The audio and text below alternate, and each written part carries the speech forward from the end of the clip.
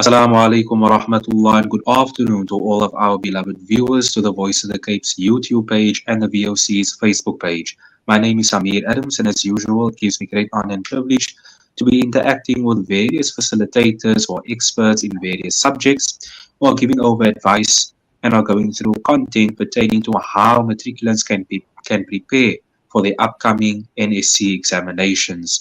For today, we are honored to have Ms. Ni-shaat Dastagir.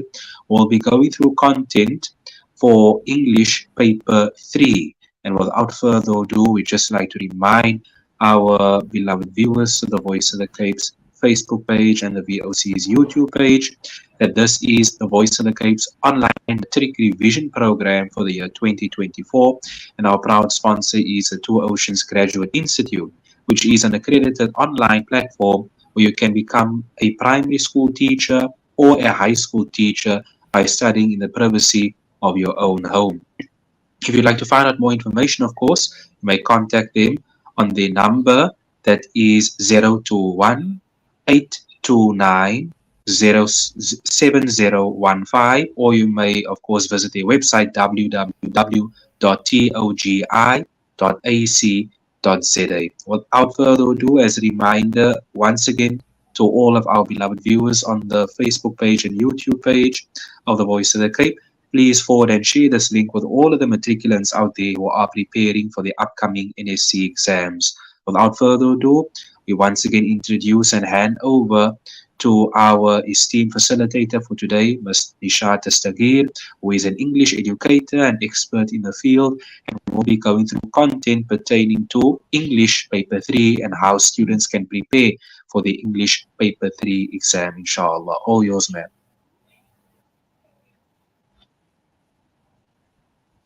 Okay. Assalamu alaikum wa rahmatullahi wa barakatuh to all our listeners. Shukran for tuning in today. And as we know, soon we will be writing English, and NEC will be starting on Monday. So we'll be starting off with English paper 3, which is our creative writing. So Monday, the 21st of October, we will be starting off with English home language paper 3. Okay, and so this paper is normally 3 hours, right? Which is equivalent to 100 marks. And this paper consists of 2 sections, as it was explained during class times and lesson times. For this paper, you must write 1 essay, which is equal to 50 marks. And then in section B, you have to look at choosing 2 transactional texts. Okay, so section A, so you choose 1 essay topic that you can relate to or with, okay, and this is so important that they write better when they write about things that they can relate to. Okay, your essay must be 400 to 450 words in length, and this is the prescribed writing text length for home language English. So, how your marks are awarded according to a rubric. So, we all know that paper 3 is rubric marking, right? So, your marks are awarded in the following way. First, you'll have your content and planning, which carries the most weighting, and that is equal to 30 marks. And then we have your language, your style, and your ability to edit, 15 marks. And then the structure of your essay is equal to 5 marks, and that's where you get your 50 marks from. Next one. Okay, so first you have to have a good understanding of the different types of essays. Okay, so we all of the narrative essay. So that is an example of the narrative essay, or the typical narrative essay would be your fairy tale like Goldilocks and the Three Bears, Little Red Riding Hood. So those are all your examples of a typical narrative essay. Then we have the descriptive essay. And the descriptive essay is obviously where you are describing things in detail. I like to tell my learners that this essay should appeal to your 5 senses. So when I read it, I should be able to taste what you are eating. I should be able to see what you are seeing. So everything should come to life. So a lot of flowery language can be used in order to describe what you would like your reader to see or understand. Then we have the reflective essay. A reflective essay, it requires you, in my personal opinion, I think it's something that's personal, right? You can be asked to look at or think about the society that you're a part of, um, or anything that generally affects you as a person, or your immediate surroundings, and that is your reflective essay writing. Then we have a discursive essay. The discursive essay is where you have a discussion, so you discuss the pros and the cons regarding a certain topic. And then we have the argumentative essay. Okay, it's a little bit biased in its approach.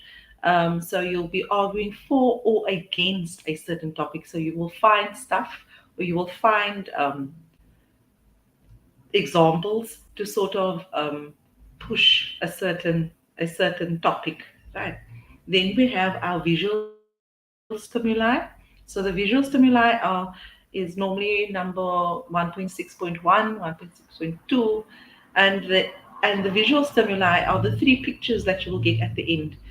So learners choose those topics, and I think it's very important that they need to realize that when you're choosing the visual stimuli or the pictures, right, you need the marker needs to see the connection between your essay topic or your essay and the picture that you have chosen. Okay, so that's very important, and it needs to come through.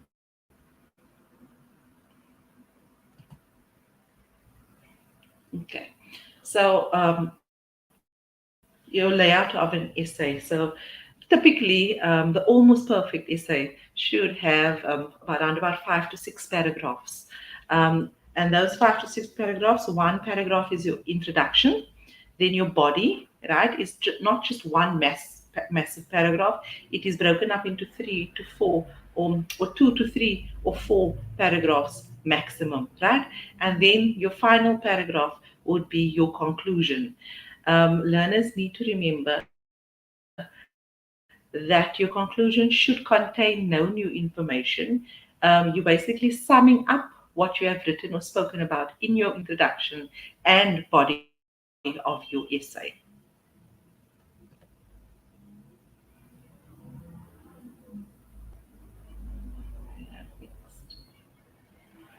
Okay, so let's have a look at paragraph one, which is your introduction. Okay, so in your introduction basically needs to hook your reader. In other words, the introduction should work just as well as a captivating story. You should have an opening sentence or hook that reels the reader in. Right? I always ask the learners, why must the reader continue reading your story? Okay, why must I read your story? Okay, and you need to create the setting as to why you would want us to read our story. In other words, we must be titillated. We must be able to say, hey, this sounds interesting. I would like to continue reading this. Okay. So always ask yourself, why must the reader continue reading my story? You may start in the middle of the action. So a lot of learners start in the usual humdrum manner of once upon a time, or as I was walking through the woods, so that they sort of set the tone for that. However, when you watch a good blockbuster movie, and I like to use something that the learners can relate to, like a John Wick movie, right? You'll find that it starts off with the action, right? So in the beginning, um, we are thrown right into the action, and then as the story continues, the story, as the movie continues, the story starts unfolding, right? So then we'll see what actually led to all that happened when we started watching the movie. And in the same way, your essay can also do that. You can also start your essay right in the middle of the action. Okay. Another thing you can also do is you can try using rhetorical questions. In other words, you want your learners, your reader, to think about certain aspects of life. You want to sort of set that, get your reader thinking. So So then you use the rhetorical question, right? I've got two examples that you could use as an introduction. Okay. Then the explosion in the action, right? The explosion already happened. Now elaborate and tell me or show me how you got to that point. Capital letters, bold letters, right? So that shows that the shrill of the scream. Okay, you could obviously use a little bit more colorful language. You could actually just go exclamation marks, exaggerated punctuation marks. To just get your message across or get your reader more interested in reading your work. Okay, so your body of your paragraph of your essay, um, 2 to 3 or 4 paragraphs is fine as long as you don't find yourself repeating what you have said previously, what you said in the previous paragraph. Okay, so each paragraph of your body should have a structure, and this structure allows your essay to flow better. The sentence, right? So what exactly what are you saying? Okay. So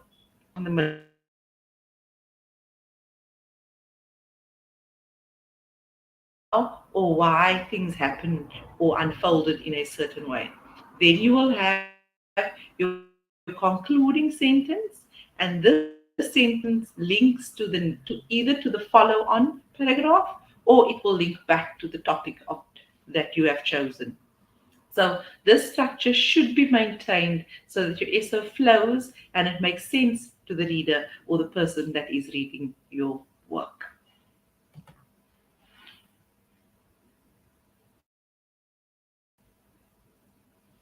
Okay, what's happening?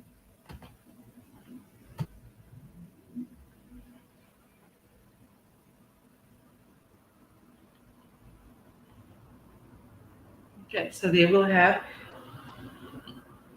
just going to double check quickly. Okay, so they will have your paragraphs 5 to 6 or 5 or 6, and that is generally your conclusion.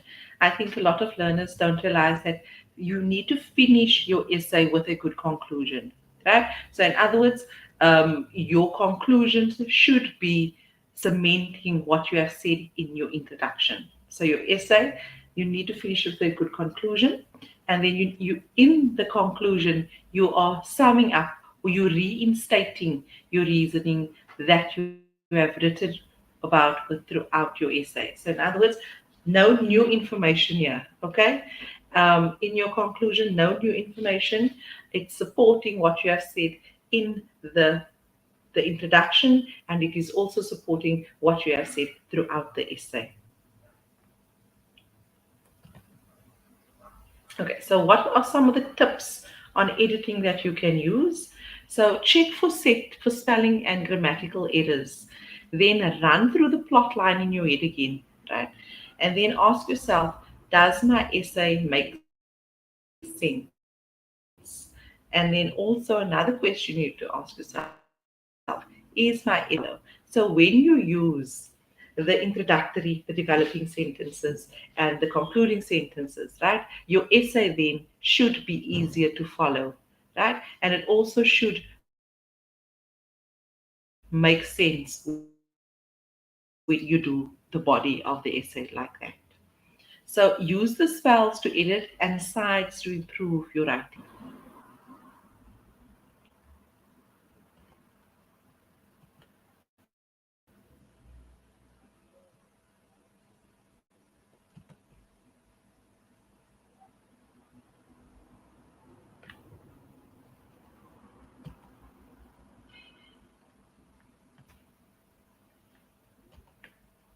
Okay. So spells to edit. Let me just check. I think the okay. So spells to edit. Okay. So I found this recently, and I think it's so important for learners. Maybe just when they've done the essay, just to go and read over it again. So spelling, you need to spell correctly. Okay. Although they don't penalize you too hectically, but it's important for to sort of to make an essay a little bit more readable, to make sure that you spell correctly. So don't be afraid to use punctuation marks, right? To add more meaning or to add more depth. Okay, so use punctuation to convey the meaning of what you are saying or to express your anger or your fear or your excitement. Okay, don't be afraid to use the punctuation marks. And if your thoughts and ideas are trailing off, don't be afraid to put the ellipsis there. Right, so also emotion, show emotions by using strong verbs, and then also the figurative language and suitable adjectives, and that also just enhances what you are trying to say or the emotion you are trying to bring across when you are doing or when you are writing your essay. Okay, then we have language. Do not use contractions, and a lot of learners still do this, but please don't do it. It does add to your word count. And then also, when you use too many contractions, it also makes your essay look sloppy. So use correct register and grammar. Okay. I a constant reminder that gonna and wanna are not words. Okay. Then another link. Always link, right? Your paragraphs back to your topic of discussion or the topic that you have chosen to write about. Okay. Then also structure. Check for a logical flow, and then also make sure that you have a clear introduction. Your body is concrete. You know exactly what you are saying, how you are saying it, and your reader should not be confused when they are reading the body of your essay. The reader should see a clear connection between the body, the introduction, and the conclusion, right? And a chic conclusion. Okay, so the chic conclusion is that your conclusion cements, reinstates, or reinforces what you have said in the introduction and throughout your essay in the body. Okay, so the sides. So that was the spells. So now we use the sides to improve your writing. Strong verbs create more energy and is more impactful, right, when you are writing your essay. Another one is imagery. So well positioned figures of speech adds flavor to your essay. So don't be afraid to to create an image or an idea in your reader's head or in your reader's mind, and this will help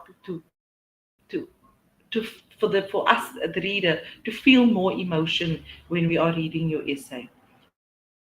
Then detail. Give specific information and be precise. Know exactly what you are saying and what the intention is of what you are saying. Okay. So experience. Do not be pretentious, guys.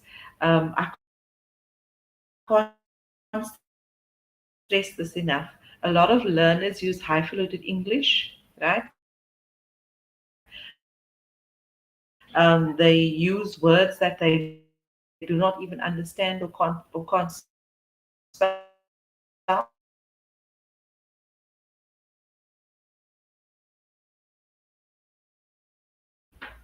So, so don't be pretentious.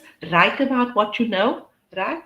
Write, write about what is familiar to you, right? And I promise you, you will have a better essay. Then a suggestion, or where you suggest things, right? So when you suggest things, obviously you get the reader more enticed, right? Because now you are suggesting things, you're not just putting out there, and that also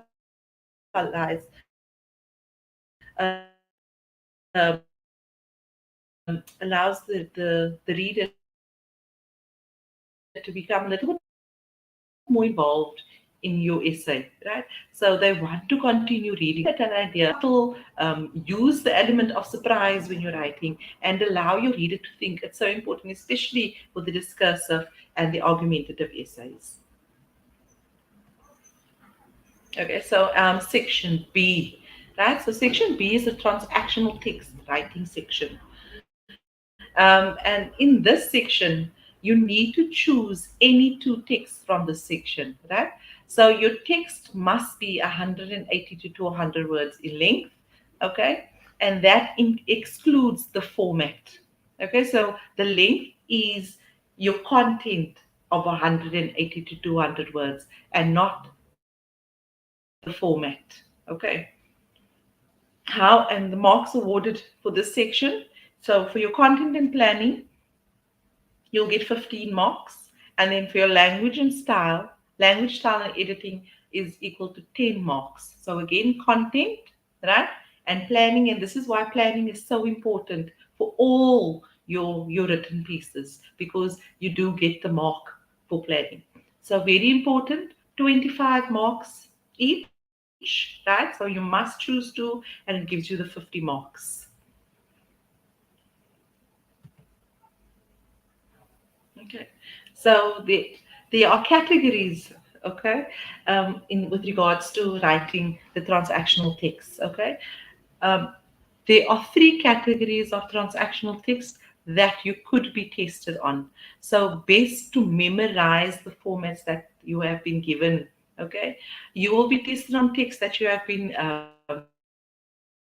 covered throughout your schooling career. So in grade 8 and 9, you have done the CV and the cover letter. You have done the agenda and minutes. You have done the formal and informal reports. You have so memorize those texts, right? So that you know exactly how your format needs to be when you are writing this part of the paper. So there are two texts in this section always. Okay, so you have your different categories here. So the first category is category A, right? So this is your formal letters, your letter of request, your letter of application, your letter of complaint, a formal or informal letter to the press, and then your CV and your cover letter and explanation. So if you can't just do the CV on its own, or the cover letter on its own, it will always be asked as a combination. Okay, and then the third one there is your email. Then we have category B, right? So this is your informal and your formal reports. So your reviews. So if you've done a book review, you have done a restaurant review. So they will give you specifics in the question, right? So it's your review, and then you have your newspaper and your magazine articles, and then you have your agenda and minutes. And the agenda and minutes will also always be asked as a combination. Then we have our category C, and this is your formal and informal speech. Please remember to read the question carefully when you are doing this section, okay? Because sometimes learners think that, and they just write and they use colloquial language and slang, and then the speech is actually meant to be formal rather than informal, right? Your dialogue and your written interview. A lot of learners are still missing the little setting or the little introduction when it comes to the dialogue or the written interview. So go and look at those formats again, okay? Because it's not just about jumping or diving into the interview or the dialogue. You actually need to understand what the introduction is, how it needs to be structured. And then obviously your obituary. Okay, so your obituary is a notice of death. Okay, a lot of learners omit putting the funeral details in there, and that is very important. That forms part of your format. So please, learners, memorize the formats that you've been given for the last 12 years or the last 5 years. Okay. Okay. Then we have planning. Okay. So a lot of learners do the planning in a little boxy right at the end, maybe at the end of the written all the text, and they'll put the planning right at the back. Please don't do that. Okay. Planning needs to happen before every final text. Okay. So if you are writing your essay and I open your booklet, I must see the planning. Okay, remember you get for planning and content, it carries the most weighting. Okay, so planning, so you need to develop an outline that gives your writing structure. Okay, you want to plan what information you need to present and at what point you will present certain pieces of information. Okay, so are you going for suspense? Are you going for thriller? Are you going for happily ever after? Think about that, right? And ask yourself, when will you bring in certain parts to create that setting? Next one. A good planning is especially important when unraveling a story within an essay. So please, I can't stress this enough. Okay, do your planning before. Make sure you do a good planning and different ideas of planning, because obviously different teachers do it differently at different schools. So you can either use a flow chart, a mind map, a diagram, a hamburger planning, with whichever one tickles you. You can do that. Okay, remember this is creative writing. Okay, so you can be as creative as you like. Okay, with getting your message or your story across to the reader. So planning comes before the final piece of writing and not afterwards. Okay, and one quote I'd like to share with you is that when you fail to plan, you plan to fail. So please make sure that you get your planning correct. Okay, because then automatically your essay will have a better flow.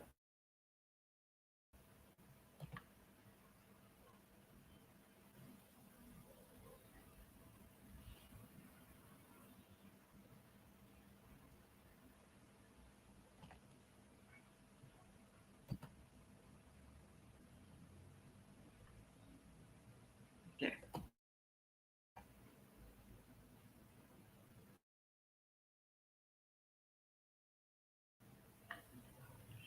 Okay. Just one to whether to do a rough draft or edit the rough draft or not. Obviously, when a learner should be able to sort of know exactly how long they're going to write. So if you feel, in my personal opinion, if you feel that you're not going to have enough time, right, to do a edited rough draft, then please just do a detailed planning, right, and then just a final draft. Okay, so what are the examiners looking for, right, when they are marking your essay?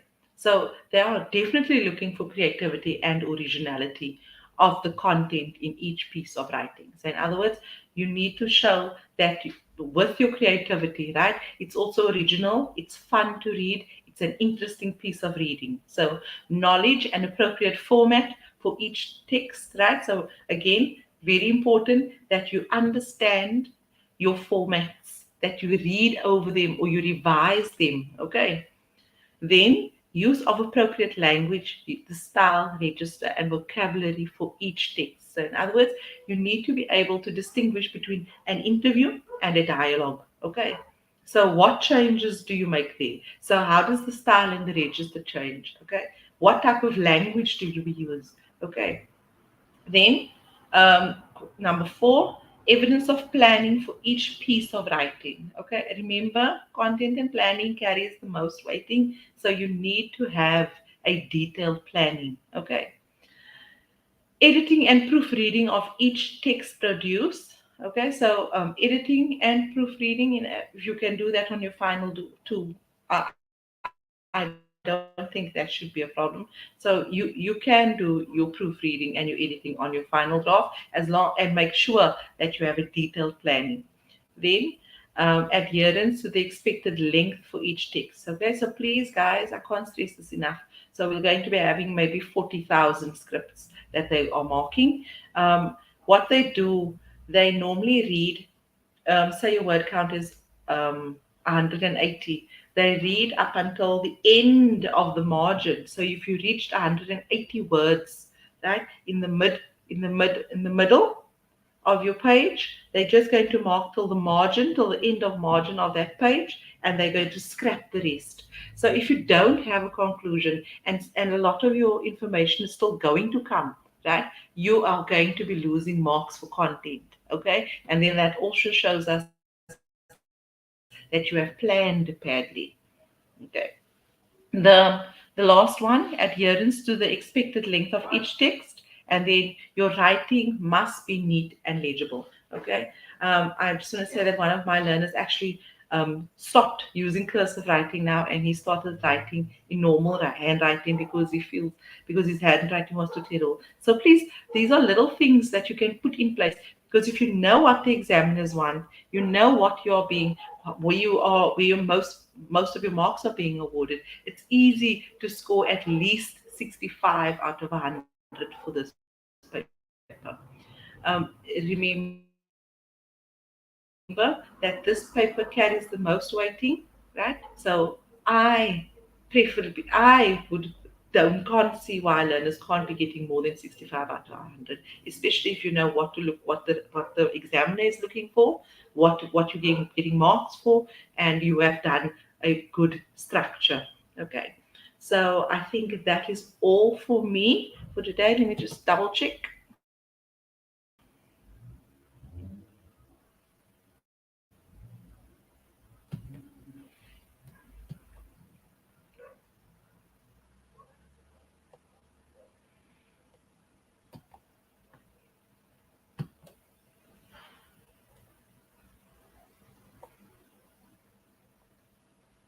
Okay, so your writing so must be neat and legible.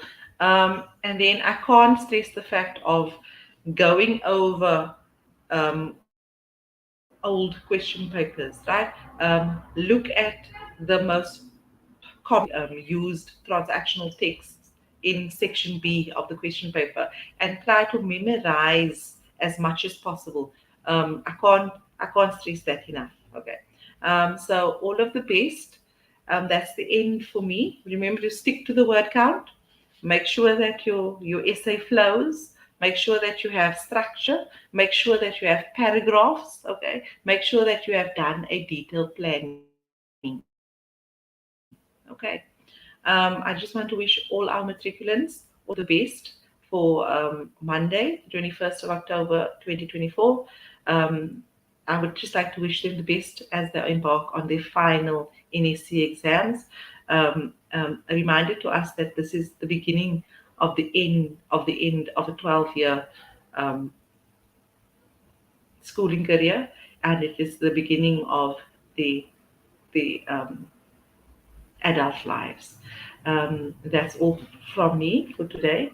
All the best to our matriculants. May Allah grant you all knowledge and understanding. Um, Assalamu alaikum wa rahmatullahi wa barakatuh. MashaAllah, we say wa alaikum salam wa rahmatullah. Shukran, jazakallah khair. Thank you very much to Ms. Ni-shaat Dastagir for so beautifully facilitating today's session. Of course, Ms. Ni-shaat Dastagir, an expert in the English language discourse, and of course, facilitating today what I believe is the final session, inshallah, in preparation for all of the matriculants NSC exams, inshallah, particularly dealing with content for English paper 3 writing, inshallah. I hope that all of the matriculant students have benefited greatly from Ms. Ni-shaat Dastagir's discourse and reminders. And of course, once again, we echo the sentiments of Mr. Dastagir, wishing all of the matriculants well as you prepare now for your final NSC exams, inshallah.